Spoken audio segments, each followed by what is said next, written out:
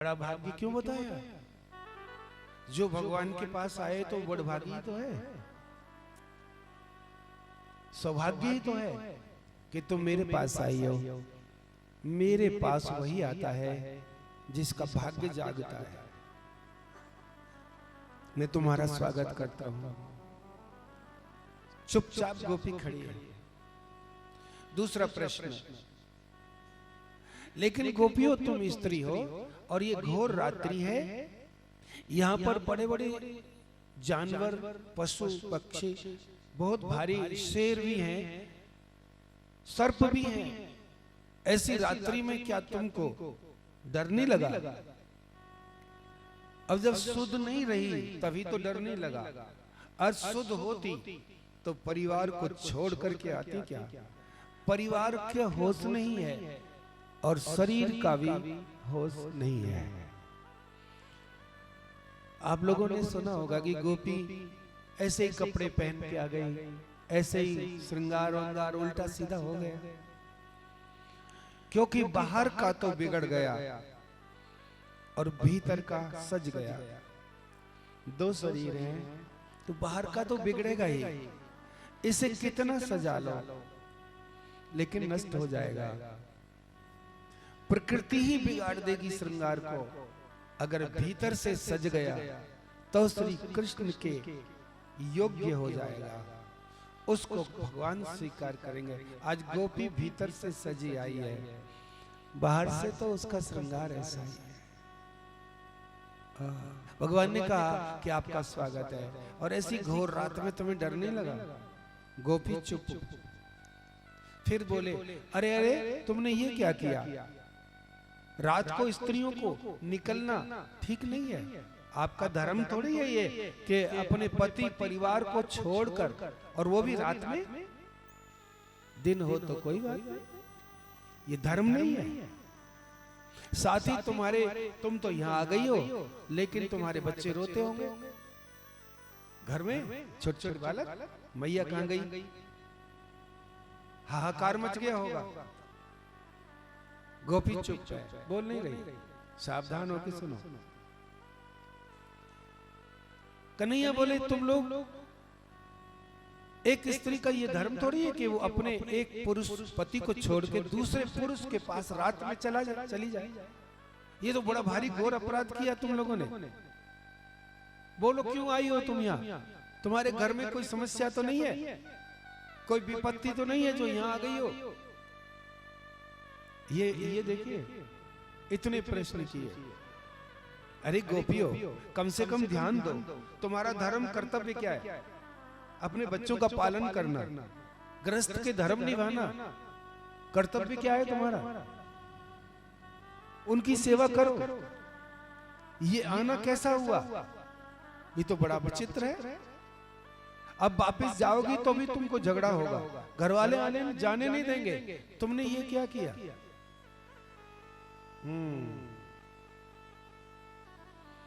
पाप से बचो, पुण्य करो। कम से कम ये पाप नहीं है क्या? कर्तव्य भी निभाना ही तुमने तो। देखिए, दो बातें होती हैं। भगवान के रास्ते पे चलने वाले के सामने दो समस्याएं आती हैं, और आम आदमी के पास समस्याएं हैं। पहली समस्या तो उसे भय लगता है कि अगर मैं चला गया भगवान के रास्ते पर तो पता नहीं मेरा क्या होगा, कहीं नुकसान ना हो जाए, मेरे शरीर का क्या होगा, एक भय। दूसरा, इनको छोड़ के चला जाऊं तो इनका क्या होगा, मेरे परिवार का। दो चीजें। जब तक आपको इन बातों का पता है, इन बातों की अहमियत है, महत्व है, तब तक भगवान की शरणागति आप नहीं ले सकते। यही उपदेश उन्होंने दिया है। तब एक गोपी ने कहा कि हे श्याम सुंदर, आप हमको जो बात कह रहे हो, कहने में आपको शर्म आनी चाहिए। एक गोपी ने जवाब देना शुरू किया, वो सुनो, सार संक्षेप में सुनो। बोले, क्या शर्म आनी चाहिए मुझे कि पहले तो बंसी बजा करके एक एक गोपी का नाम लेके बुलाना। चलो कोई बात नहीं, कोई किसी को नाम लेके बुला ले तो कोई बुरी बात नहीं है, जाओ मत जाओ। नहीं नहीं, तुमने इस प्रकार से सुर निकाला बंसी का कि कोई व्यक्ति ऐसे रुक नहीं पा सकता, खिंच करके ऐसे आ गया जैसे किसी ने रस्सी बांध के खींच ली हो। हम रुक ही नहीं पाए, हमारे पैर अपने आप चलने लगे। क्या जादूगर तूने जादू किया, पहले तो ये किया और अब पूछता है क्यों आई हो। और हमको कह रहे हो सुनो कन्हैया, संसार के सारे कर्तव्य तुझको प्राप्त करने के कर्तव्य से छोटे हैं, ये हमने जान लिया। ये जितने भी कर्तव्य हैं इनको करके हमको जन्म और मरण से छुट्टी नहीं होगी। आज एक सबसे बड़ा कर्तव्य हम मान के आए हैं कि बस कन्हैया को पाना है, इससे बड़ा कोई कर्तव्य नहीं है। रही बात धर्म की, अरे ये जितने भी धर्म निभा करके संसार से विदा हो गए, क्या उनको मोक्ष मिल गई, मुक्ति हो गई? वो कभी नहीं। इसलिए अब हमसे ज्यादा बात न करो, कठोर वचन हमसे मत बोलो। धर्म करने से होगा क्या? कन्हैया बोले धर्म करने से मन पवित्र हो जाएगा और फिर क्या होगा? अरे फिर भगवान मिल जाएंगे। बोले तू भगवान नहीं है, अब हम तो उसके तेरे सामने आके खड़े हो गए, अब कौन सा भगवान होगा? ओहो, भगवान समझ गए कि इनकी बातों में तो बड़ा सार है। तो बोले तुम स्त्री हो, मैं पुरुष हूं। देखिए जब जब कपड़े उठाए थे तो जब तो ये कह रहा था कि तुम स्त्री क्यों समझती हो अपने आप को, रोम रोम में तुम्हारे कृष्ण है, कपड़े से क्या ढकोगी? और अब क्या कह रहा है? मैं पुरुष तुम स्त्री हो। गोपी कहने लगी कि अब जो स्त्री होगी वही वापस जाएगी। अब हम न स्त्री हैं न पुरुष, हम सिर्फ तेरी। एक जीव है, एक परमात्मा के पास आया है, ऐसे मान के चलो। गोपियों ने बड़ा बड़ा भारी उत्तर दिया। अरे तो फिर एक बात तो बताओ, ये यहाँ भयानक रात्रि में तुमको डर नहीं लगा? कृष्ण अनेक जन्म हो गए, मृत्यु जितनी हमने दुख पा लिए, इस सिंह का डर हमें क्या लगेगा? हम तेरे पास आई, अब हम वापस नहीं जाएंगे।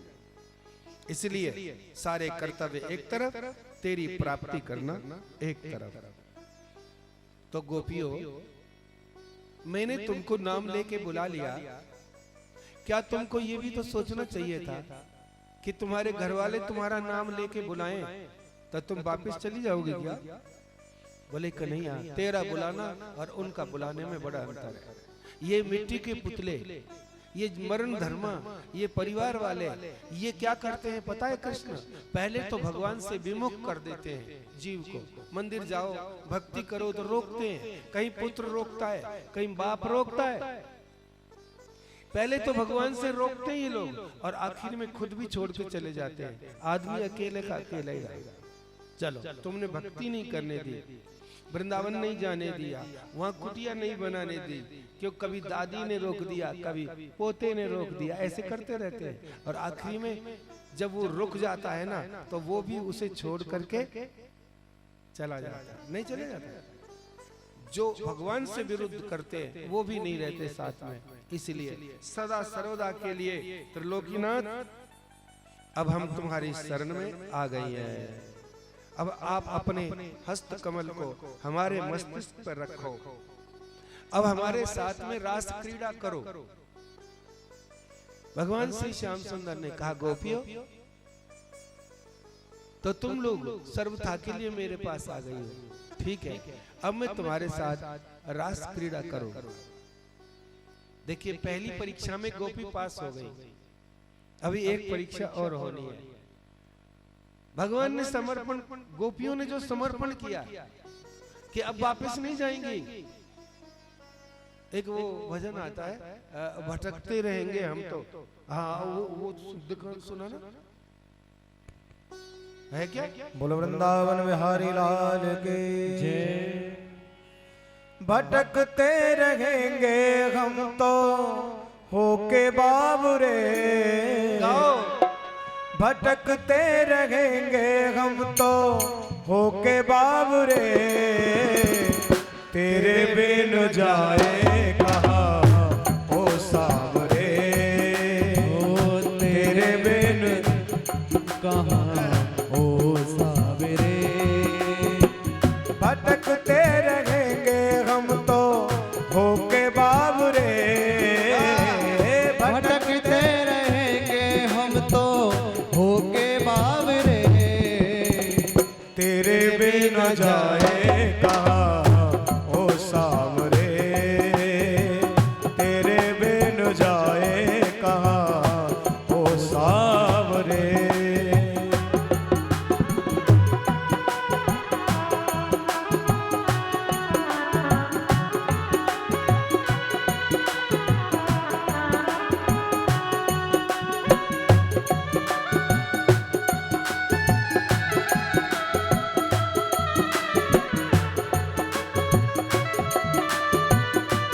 हरि ओम।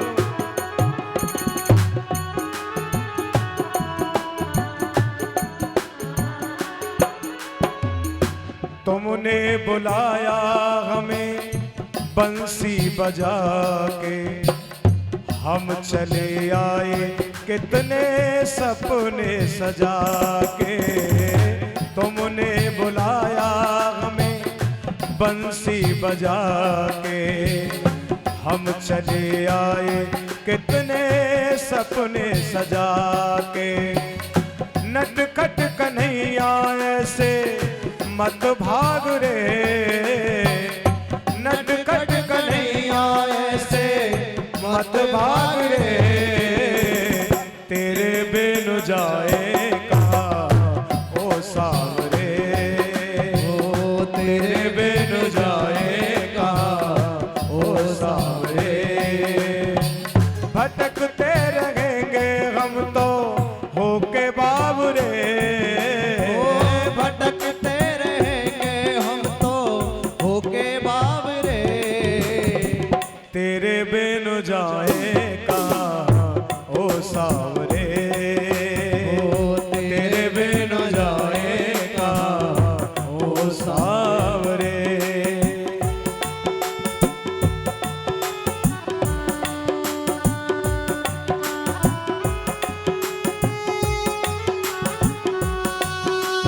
हरि बोल।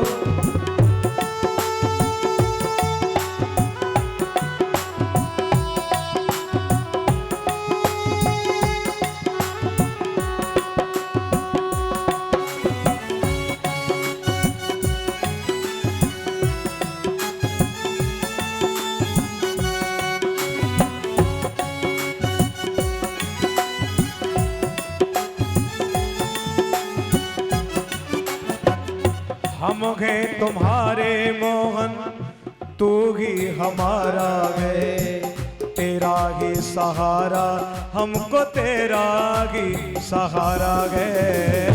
हम गए तुम्हारे मोहन, तू ही हमारा है, तेरा ही सहारा हमको तेरा ही सहारा है।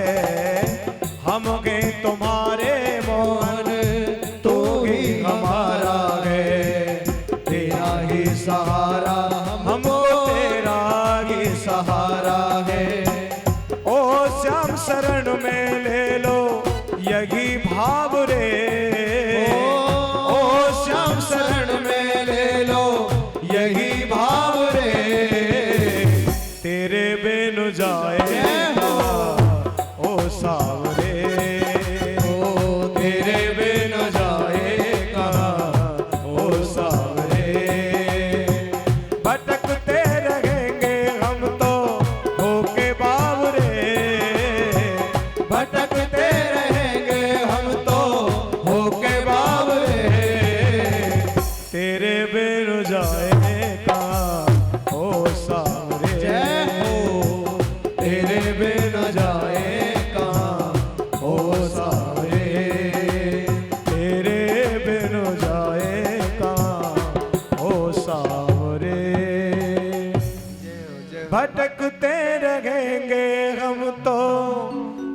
के बाबरे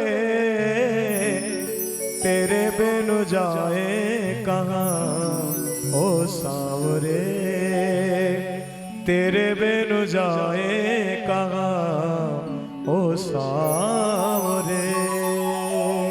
वृंदावन बिहारी लाल की जय जय श्री राधे, जय जय श्री राधे, जय जय श्री राधे। क्या बात है, गोपियों जैसा समर्पण। जाएंगे कहाँ तेरे बिना। गोपियों ने जैसे समर्पण किया श्री कृष्ण समझ गए। यहाँ तो किसी को बोल दो कलयुग में कि भजन करो भैया, जरा अलग से अलग हो जाओ, तो कहेगा अभी मेरे कर्तव्य बाकी है। 70 साल की उम्र में भी कर्तव्य बाकी है। यानी मोह को कर्तव्य का नाम दे रहे लोग, है तो मोह। और कह क्या रहे, तो 70 साल के बाबा तेरी क्या, बोले बच्चे चले जाते हैं ड्यूटी, मैं छोटे छोटे बच्चों को बस्ता लाद के और बस में से उतार के लाता हूँ, मेरे बिना कौन लाएगा। कलयुगी जीव है, उस मोह को कर्तव्य कह रहा है। इसका क्या हो। यहाँ तो युवा अवस्था में ही ये संदेश गोपियों ने दिया, श्री कृष्ण ने उन्हें स्वीकार करके उनके साथ रास रचाया। और वो दिव्य रास, और उस रास में 6 महीने तक ये रास चला। रास एक एक गोपी, एक एक कृष्ण, फिर 2-2 कृष्ण हो गए, अनेक गोपी और अनेक कृष्ण बन गए। तो अनेक गोपी और अनेक कृष्ण ये कैसे बने, योग माया से, भगवान की योग। आज भी वह रास चल रहा है, लेकिन हमें नहीं दिख रहा। ये अमर लीला है भगवान की। कुछ रास के बीच में गोपियों को थोड़ा हो गया, इसीलिए अहंकार भगवान से दूर कर देता है। किसी चीज का अहंकार भगवान से दूर कर देगा। अगर मैं गाता हूँ और मुझे अहंकार हो गया कि मेरे जैसा गायक कोई नहीं है, चाहे मैं कितने ही भजन गाऊं, लेकिन भगवान से तो मैं दूर हूं। कहीं भी गाओ, कोई हमसे कहे बहुत अच्छा आप बोले, लेकिन ये बात बहुत ज्यादा वो नहीं है, क्योंकि मुझे ये पता है कि गूंगा व्यक्ति नहीं बोल सकता, और जो बोल रहा है वो भगवान की शक्ति से बोल सकता है। मूकम करोति वाचा, भगवान है कि गूंगे से बुलवा सकते हैं। तो वाणी भी उन्हीं की है और बुद्धि भी उन्हीं की दी हुई है, और ये दोनों वस्तु भगवान के ही अर्पण है। उन्हीं की कथा में वाणी बोल रही है और उन्हीं के नाम में बोल रही है। ये मेरे लिए सुख की बात है कि मेरी वाणी, मेरा मन भगवान में लग रहा है, मैं भगवान में लग रहा हूँ, और आप लोग सुन सुन कर गा गा करके भगवान में लग रहे हो। दोनों लगे हुए हैं, ज्यादा बात नहीं है महाराज। आप भी लगे हुए हो, घर छोड़ के आए हो, सावधानी होकर के बैठे हो, भगवान की दिव्य कथा से अपने मन को लगाने का प्रयास कर रहे हो। ठीक है, अनेक प्रकार की गोपियों के साथ रास किया, फिर गोपियों को अहंकार हो गया कि हमारे जैसी भाग्यशाली कोई नहीं है, इसीलिए किसी का घर वृंदावन में बन गया और वृंदावन रहने लग गए। वो अब जगह जगह कहते हुए डोल रहे हैं, भाई हम तो बड़े भाग्यशाली जो वृंदावन आ गए, तुम लोग यही पड़े हो। कई लोग कह देते हैं तुम लोग यहीं पड़े हो। हमने भी बड़ी कोशिश की थी, बाबा प्रहलाद बाबा ने कोशिश की थी कि रिटायर हो जाऊंगा तो बैरागी बाबा के आश्रम पे ही रहूंगा। फेल हो गए मामला। हमने फ्लैट लिया था, वो बिक गया कारण वृंदावन में, हम भी फेल हो गए। ठीक है, अब हम ये कहें कि हमने बहुत बड़ा काम कर लिया था, वहां फ्लैट ले लिया था, क्या है उसकी मूल्य क्या है। जिसको भगवान बसाएंगे वो बसेगा। ठीक है ना। अगर भगवान वहां ना बसाएं, राधे राधे राधे राधे,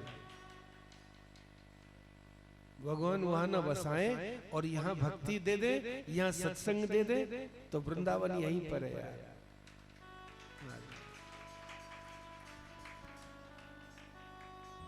है ना, यही है ना। इतवार के दिन वृंदावन में प्रवेश करते हो कि नहीं। इतवार के दिन भावुक भक्तजन वृंदावन में ही नहीं, रास में जाते हैं। रास में जाते हैं। आप लोग 7-7 दिन की साधना करने जाते हो मनगढ़ में, तो वृंदावन में नहीं जाते हो क्या? ध्यान दो, अगर 10 मिनट 20 मिनट भगवान में मन लग गया तो तुम वृंदावन में पहुंच गए, और जैसे ही मन हटा और रेवाड़ी में आ गए, दुनिया में आ गए। किसकी चली है इस दुनिया में? लेकिन एक बात ध्यान रखना कि अगर तू कहीं भी भेज दे, लेकिन अपने भक्तों का संग देना, भगवान से ये मांगना। गोपियों ने ये कहा, कन्हैया हम हमेशा के लिए तेरे पास आए। गोपी और कृष्ण के प्रेम की कथा को गा करके तो हम तर गए, और सुन करके आप अरे नहीं है क्या? ये कथा क्या है? भगवान की और भक्तों की तो कथा है भागवत में, और है क्या? भगवान थोड़ी देर के लिए अंतर ध्यान हो गए, यानी छुप गए। गोपी रोने लगी, प्राण निकल गए हो जैसे। भगवान बहुत परीक्षा लेते हैं। छुप गए, हे कन्हैया कहां गए, कहां गए, कहां गए? भगवान देख रहे थे। भगवान और गोपी रो रही है, कहां चले गए? राधा रानी को भी छोड़ गए। बताइए, ठाकुर जी की कृपा देखिए कि वो आखिरी परीक्षा भी ले रहे हैं। जब रोने लगी गोपियां व्याकुल होकर के, तो ज्यादा समय तो नहीं है गोपी गीत, तो अगर कहोगे तो जरूरी है। गोपियों ने रो करके एक गीत गाया, गोपी गीत, और भागवत में उसका पाठ होना जरूरी है भैया। अगर आप लोगों को याद हो तो गाओ, 2-4 को याद है। गोपी गीत गाना जरूरी है। जो गोपियों ने गाया वो आप भी गाओ। वो कृष्ण को रो रो कर बुला रही है। जयति तेधिकं जन्मना व्रज शयत इंदिरा शाश्वतत्र दयति दर्शिता दीक्षुतावका स्त्वैधृता सवा स्वाविचिल्वते शरदो दासये साधु जात सरस जोदरा श्री मुसादृशा सुरत नाथ ते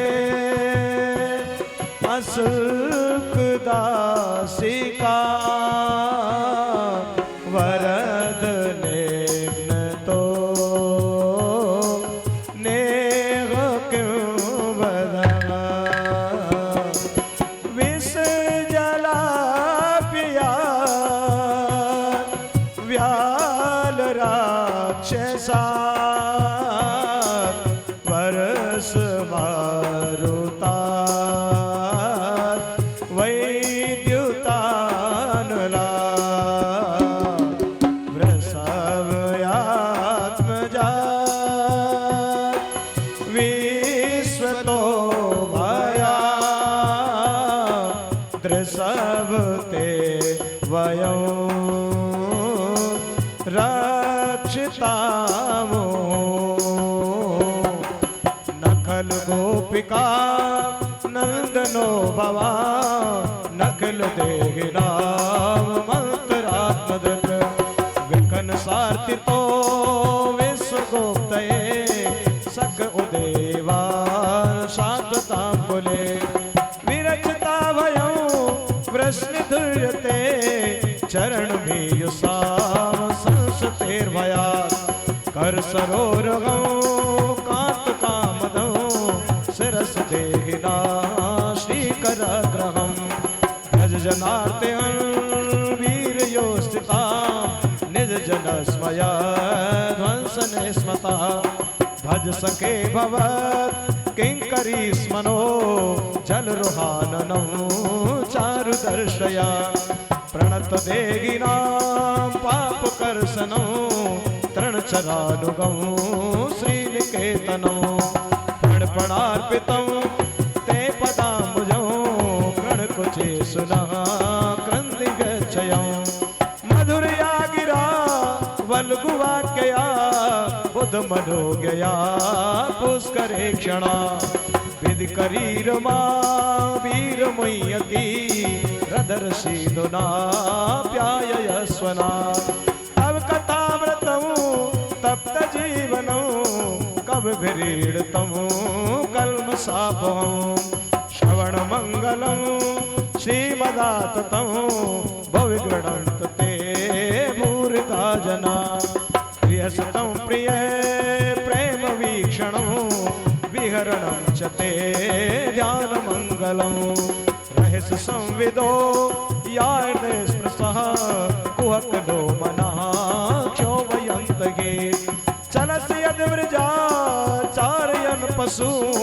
नलिन सुन्दरं नाथ ते पदं शिलतणाकुरै सीदतीतिना कललता मना कान्त गच्छति दिन परक्षये नीलकुन्तले वनरुहाननो विप्रदाव्रतौ घनरजस्वलं दर्शयन् मोहो मनसि न स्मरं वीरयच्छसि प्रणततामदं पद्मजार्चितं धरणमण्डनं ध्येयमापदे चरणकुञ्जं संतमं च ते रमणनस्तने स्वर्पयादिहन् सुरतवर्धनं शोकनाशनं स्वरतवेणुना सुष्ठुचुम्बितं इतरराघवे स्मारणं नृणां वीर्णस्ते ते अधामृतम् अटस्य यद्भवान् काननं त्रुटिर्गायते त्वां पश्यताम् कुटिलकुन्तलं श्रीमुखं च ते जड उदीक्षतां पक्षदृशां पतिसुतान्वया भ्रातुबन्धवान् नति विलङ्गते त्यजता गता गतिविदस्तवोद्गीतमोहिता तव योषिता कस्य चिन्नसे रैस संविदं यच्चयोदयं प्रहसताननो प्रेम वीक्षणा बृहद्रहस्यो वीक्षदामते मोहरति स्पृहा मुह्यते मना ब्रजवनो कसा व्यतिरङ्गते रजघनन्तलं विश्वमङ्गलं यजमना कृते स्वजन हृदुजा यन्शोदनो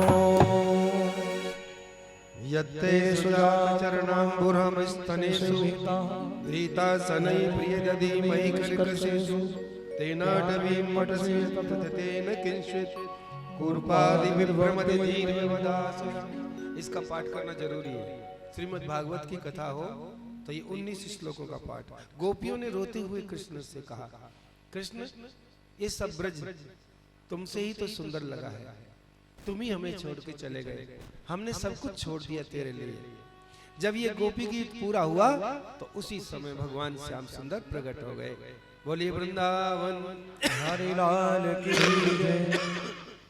जय जय श्री राधे जय जय श्री राधे जय जय श्री राधे। गोपियों ने उन्हें घेर लिया।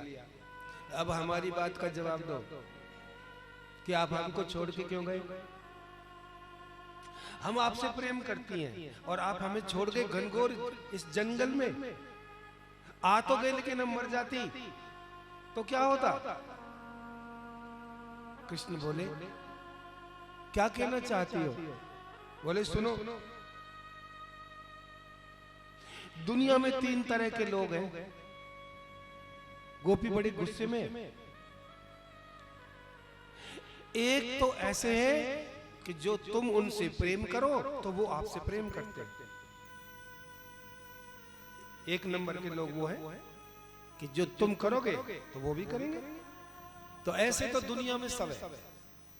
तुम राम राम करोगे, दूसरा भी करेगा। ठीक है। एक दूसरे नंबर के ऐसे भी है कि जो प्रेम नहीं करते हैं लेकिन फिर भी वो उनसे प्रेम करते हैं। 2 नंबर बहुत सुनने लायक बात है। गोपियां कहती हैं, संस्कृत में है, मैं इसे हिंदी में बता रहा हूं। दूसरे नंबर के वो हैं, चाहे उनसे वो प्रेम करे ना करे, वो उनसे प्रेम करते हैं। वो कौन है? माता पिता और गुरु। ध्यान दो, लड़का चाहे माँ बाप के पास रहना नहीं चाहता, उनके पास बिल्कुल भी उनसे प्रेम ना करे, लेकिन फिर भी माता पिता करते एक तरफ। आखिर हमारा बच्चा और सदगुरु, श्रेष्ठ गुरु भी ऐसा है। और तीसरे प्रकार के वो लोग हैं कि प्रेम करने वालों से भी प्रेम नहीं करते, नहीं करने वालों से भी प्रेम नहीं करते, वो करते ही नहीं, किसी से नहीं करते। तो हे कन्हैया, आप ये बताओ तुम कौन से में से हो, यानी तुम्हारा नंबर कौन सा है? इसका जवाब दे दो, फिर हम शांत हो जाएंगे। कृष्ण बोले, बड़ी तगड़ी बात है, सुनो। जो प्रेम करने वालों से प्रेम करे वो संसारी, और बिना बात के प्रेम करे वो माता पिता।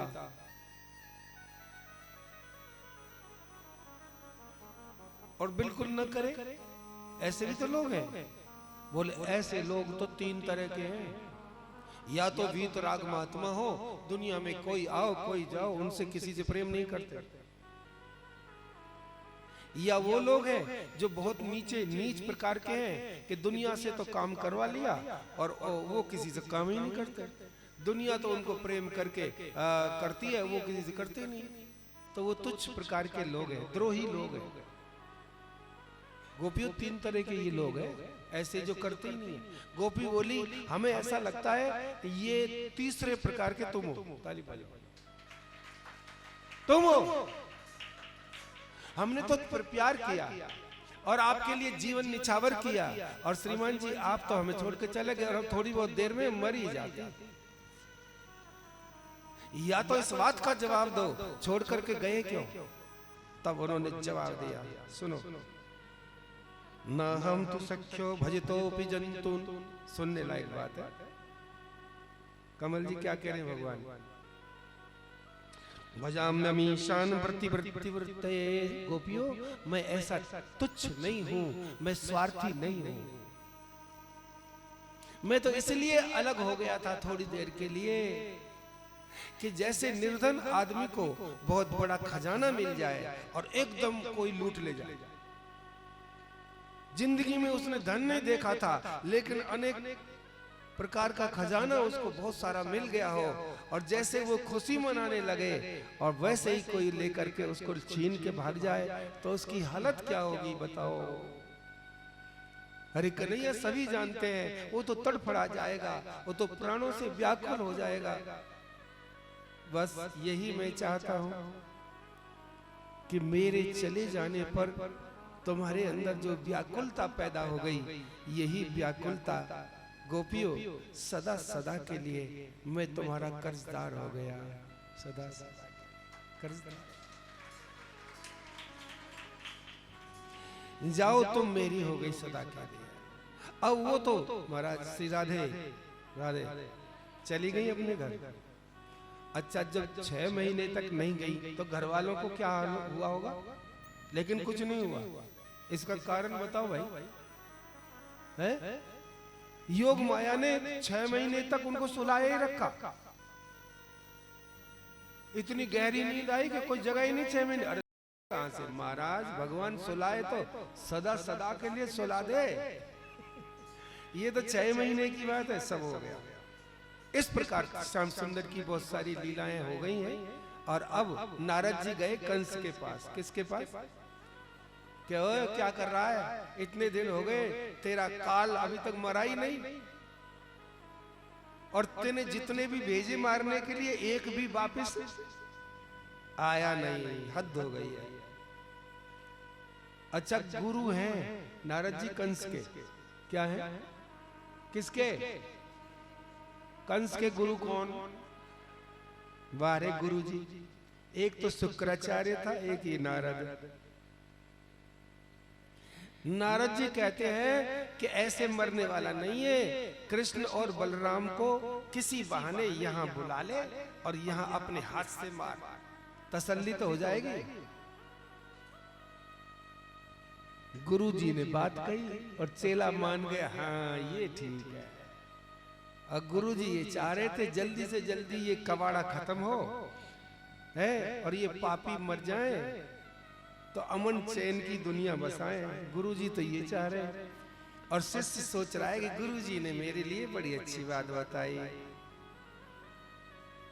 तो कंस के परिवार में से एक बुजुर्ग थे अक्रूर। क्या? अक्रूर, जो भगवान के भीतर से भक्त थे और ऊपर से गुरु उसको कंस को सलाम करते थे, भीतर से भगत थे। उन्होंने कहा अक्रूर जी जाइए कृष्ण बलराम को लेके आइए। बोले कैसे लाऊं? कृष्ण के बिना तो एक पल भी कोई नहीं रह सकता ब्रजवासी। बोले झूठ बोल करके लाइए। अक्रूर जी बोले हमने तो झूठ आज तक बोला नहीं। अब बुलवा रहे हो उनसे? कंस बोला तुमने झूठ नहीं बोला, और जिसने कंस की आज्ञा का उल्लंघन किया कंस ने छोड़ा नहीं। जब अक्रूर जी ने सोचा मरने से तो अच्छा है कन्हैया का दर्शन तो हो जाएगा, उनसे मिलन तो हो जाएगा। अरे इसके हाथ से मरने तो अच्छा है कि लेके आ जाऊं, उनके दर्शन हो जाएगा मुझे। अंत में मुझे मालूम है जो होना। अक्रूर जी चले गए हैं श्री कृष्ण और बलराम को लाने के लिए। अक्रूर जी बड़े भक्त हैं भगवान के। अब जाकर के महाराज अक्रूर जी ने समाचार दिया कृष्ण और बलराम वन में गैया चरा रहे थे।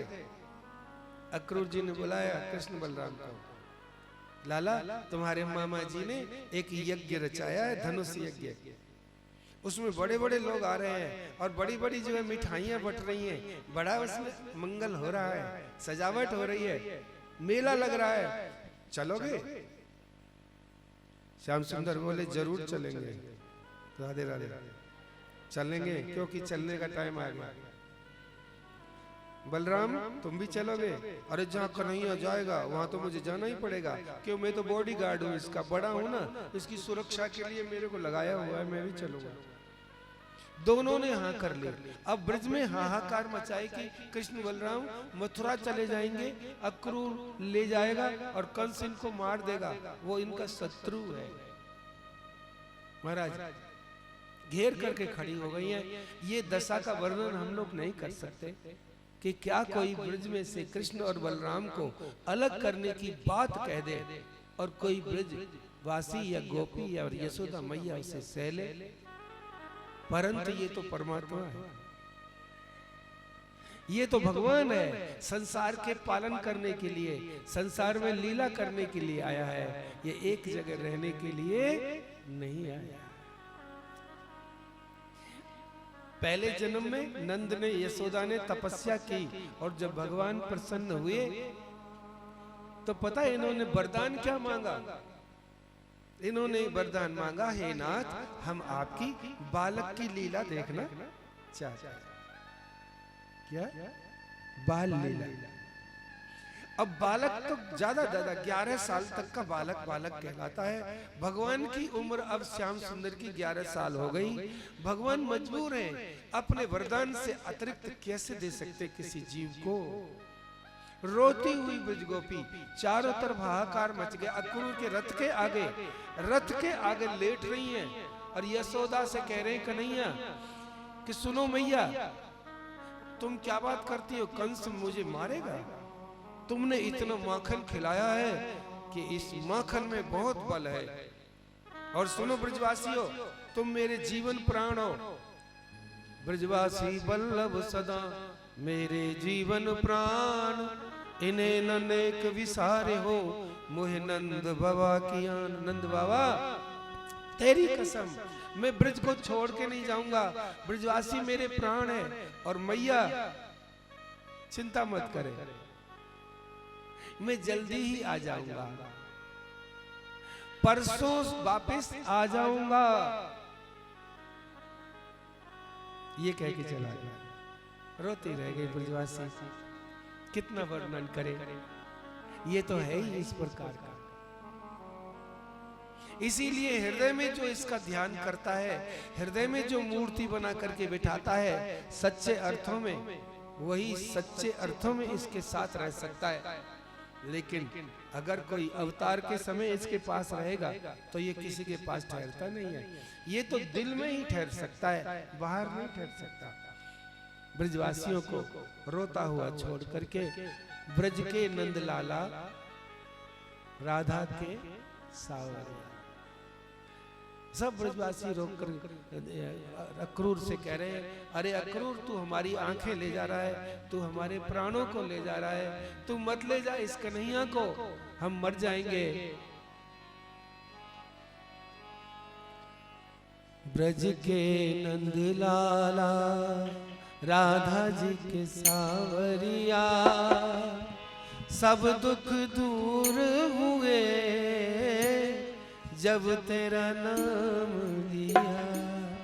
ब्रज के नंदलाल, राधा जी के सावरिया, सब दुख दूर हुए जब तेरा नाम लिया। ब्रज के नंदलाला, राधा जी के सावरिया, सब दुख दूर हुए जब तेरा नाम लिया। ब्रज के नंदलाला, राधा जी के सावरिया, सब दुख दूर हुए जब तेरा नाम लिया। ब्रज के नंदलाला, राधा जी के सावरिया, सब दुख दूर हुए जब तेरा नाम लिया। मीरा पुकारी जब गिरधर गोपाला, मीरा पुकारी जब गिरधर गोपाला, मीरा पुकारी जब गिरधर गोपाला, मीरा पुकारी जब गिरधर गोपाला, ढल गया अमृत में विष का भरा प्याला। ढल गया अमृत में विष का भरा प्याला। विष का भरा प्याला, विष का भरा प्याला। कौन मिटाए उसे जिसे राखे सावरिया, कौन मिटाए आए उसे जैसे राखे सावरिया, सब दुख दूर हुए जब तेरा नाम लिया। ब्रज के नंदलाला, राधा जी के सावरिया, सब दुख दूर हुए जब तेरा नाम लिया।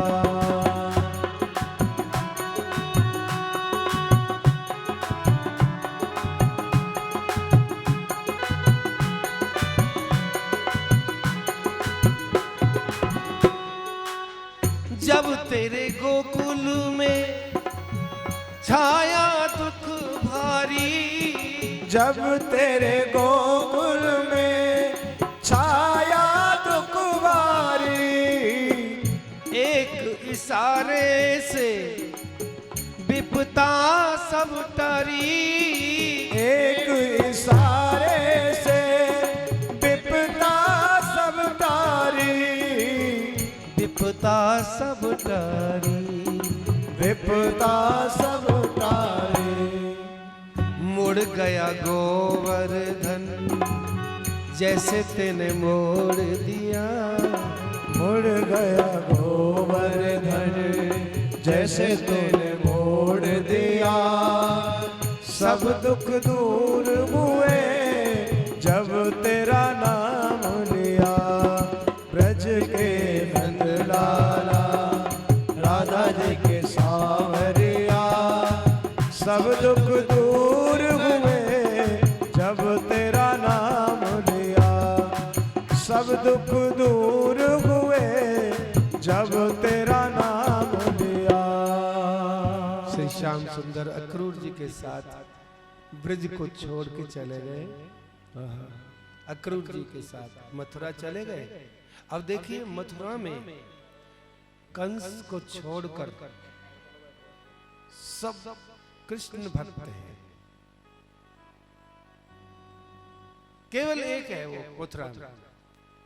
जैसे ही मथुरावासी स्त्री और पुरुषों ने, देवियों ने सुना कृष्ण और बलराम आ रहे हैं, घर से निकल जैसे जनकपुर की तरह, जैसे राम जी गए ना जनकपुर, ऐसे चढ़ चढ़ करके देख रहे हैं। और रास्ते में कुछ ग्वालवाल है और नंद बाबा भी साथ में है कि कुछ दिन इनको घुमाया। बाबा संग में चले गए थे। फिर वापस ले आऊंगा। यशोदा ने कहा था जाओ बच्चों को घुमा लो।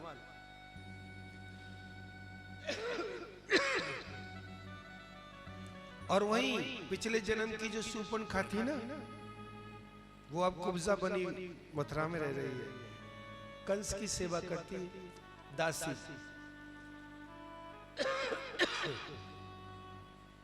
कन्हैया को देखा तो उसका पीतांबर पकड़ लिया। कन्हैया मैं कब से तेरा इंतजार कर रही थी।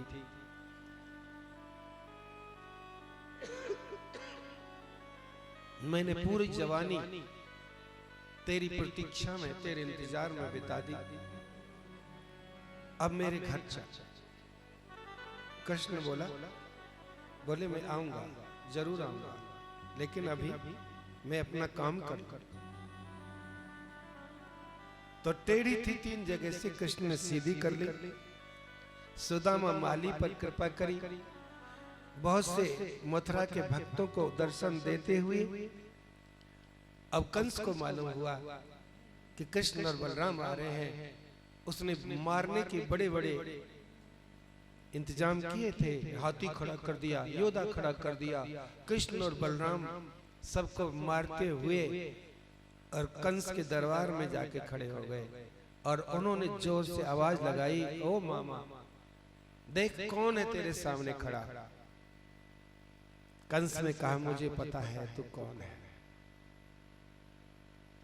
देख जैसे तेने मेरी मां देवकी के बाल पकड़ करके रथ से खींच के मारने का प्रयास किया था, अब तू तैयार हो जा,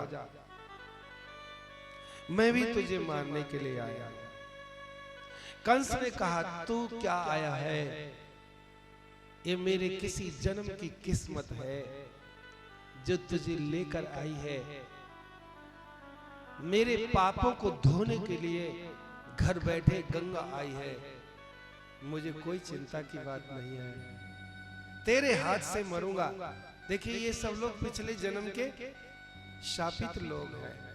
श्री कृष्ण सिंहासन पे चढ़ गए, बाल पकड़ करके नीचे गिरा के उसकी छाती पे चढ़ करके बोले, देख मैं कौन हूं, देख मैं कौन हूं।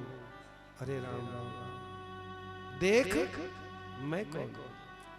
यानी कि तू मुझे देख के मरेगा तो तेरे को भगवत प्राप्ति हो जाएगी। कहीं ऐसा ना हो आए जा रहे सज सज करके कन्हैया आए जा रहे, ये बराती बन के आ रहे हैं। पता नहीं ये बेचारे कौन कौन से मोहल्ले से आए। अरे इनके कई कई फोटो ले लो और कई कई फोटो बना के मुझे दे दो।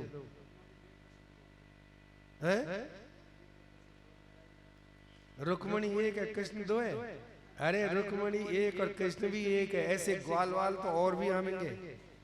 संगीत सखाती चलो जल्दी चलो, ये मार मूर दियो, भगवान का धाम जो है मिल गया उसको। और नंद बाबा से कृष्ण बोले कि बाबा अब तुम जाओ वापिस, अब पहली बार भगवान ने कहा, नंद बाबा तुम जाओ, ग्वालवाल में चले जाओ, मैं अब वापिस अभी नहीं जाऊंगा। क्यों? मैया से कह देना कि वास्तव में तो मैं तुम्हारा पुत्र नहीं हूं, मैं तो देवकी वसुदेव का पुत्र हूं। पहली बार नंद ने ये रहस्य जाना। अच्छा, फिर भी तुमने हमें अपना माता पिता समझा कृष्ण। कन्हैया कहने लगे, चाहे मेरे माता पिता वास्तव में तो वसुदेव और देवकी हैं, लेकिन जितना स्नेह तुम लोगों ने दिया है, मेरी यशोदा ही मेरी मैया रहेगी।